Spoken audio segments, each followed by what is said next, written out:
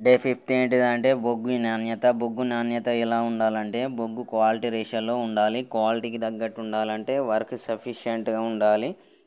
మనకు తెలిసి A grade, B grade, C grade, D grade ఇట్లా ఎఫ్ గ్రేడ్ దాకా ఉంటాయి.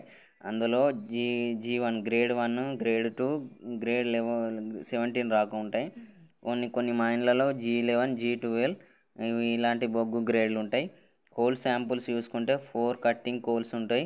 ఒక్కొక్క ఒక్కొక్క శాంపుల్ని కట్ చేసుకుంటూ మళ్ళీ దాన్ని 4 కార్డ్స్ కట్ చేయాలి. మళ్ళీ అదిని ఇంకా 4 పార్ట్స్గా కట్ చేయాలి.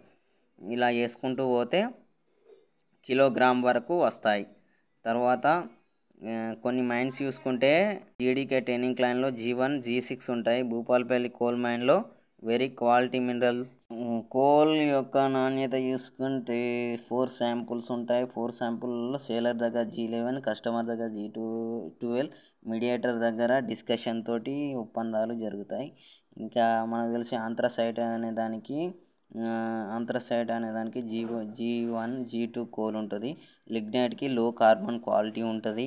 ఈ కోల్లో ఇంత డిఫరెన్షియేషన్ ఉంటాయి. అంతేకాకుండా వర్క్ చేసే ఎంప్లాయీకి 3 విషయాలలో గుర్తుండాలి. అదేంటిదంటే డ్యూటీ, వర్క్, స్లీప్.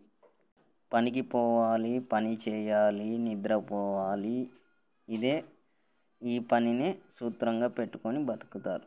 ఇది ఫ్రెండ్స్ డే 5.